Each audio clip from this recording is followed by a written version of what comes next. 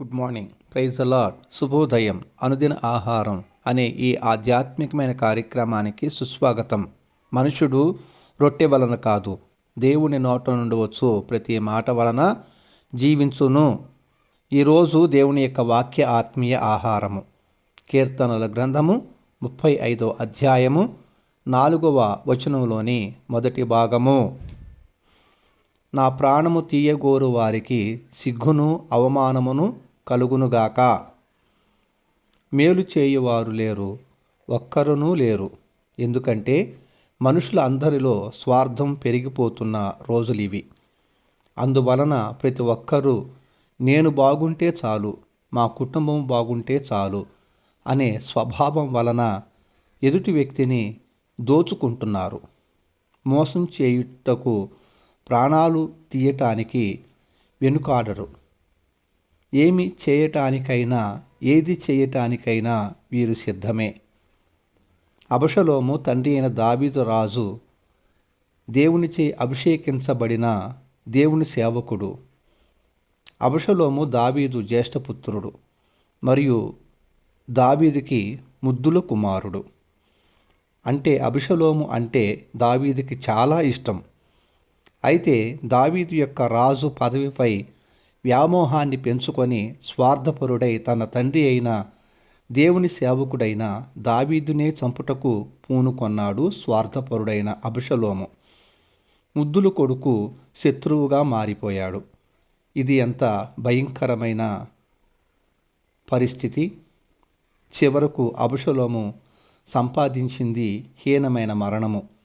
అంతేకాదు, చరిత్రహీనుడిగా మిగిలిపోయాడు అబషలోము.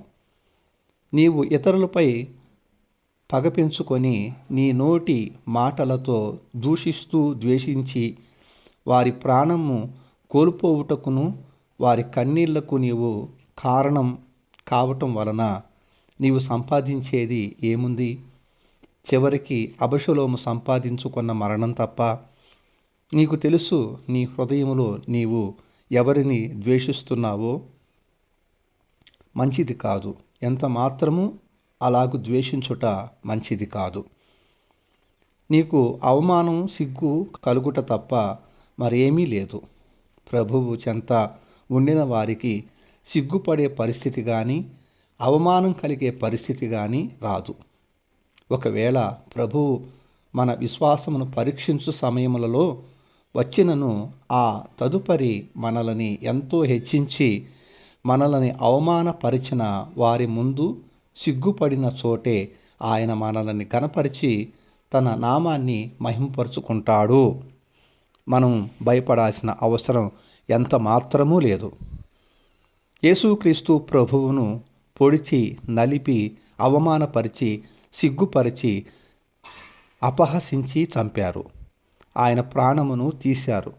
అయితే దేవుడు తన మహిమతో ప్రభువును సమాధిలో నుండి లేపి ఆయన నామమును హెచ్చించి ఆ ప్రభువు యొక్క హింస అంతటితో మనుషులందరి పాపములను క్షమాపణ కలుగునట్లు, క్షమాపణ దొరుకునట్లు ఆ శిక్ష ఆశీర్వాదకరంగా దీవించాడు ప్రభువైన దేవుడు.